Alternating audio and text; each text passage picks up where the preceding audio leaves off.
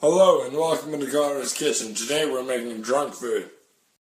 So step one, as always, is crack a beer. Then check out what you got in the freezer. Looks like we got, some potato chips. Oh, fuck's sakes. Some potatoes. And then, looks like some, beef meatballs. Looks like, some beef meatballs here. So it says cook between 400 Fahrenheit and 425 Fahrenheit. So set your oven to like 425 Fahrenheit because you always go for the higher one and then cook the other one for less.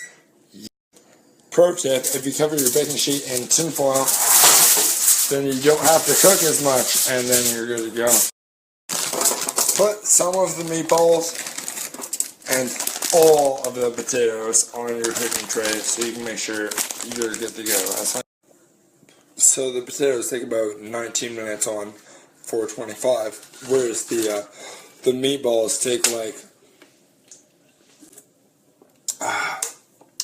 like 14 minutes on 400. So that means we're gonna set our timer for like 15 minutes and then flip like halfway through the 15-minute marker.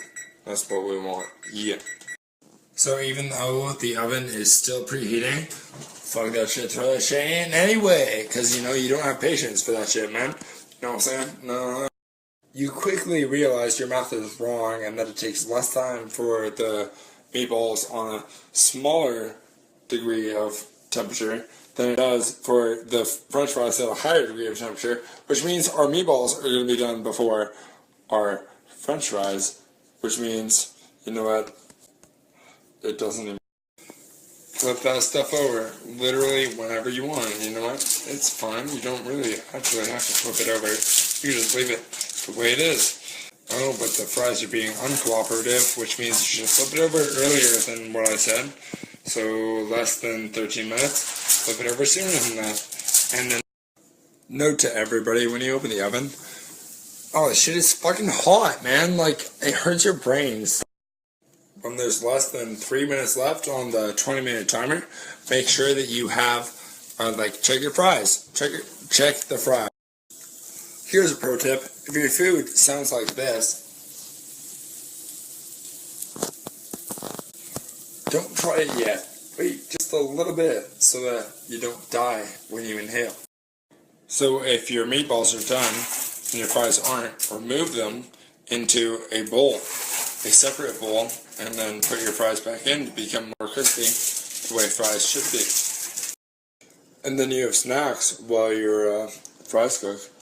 Actually, no, wait, pro tip, keep cooking your fries, set a timer for like 5 minutes, so you know how long they keep cooking. But don't cook them for more than 2.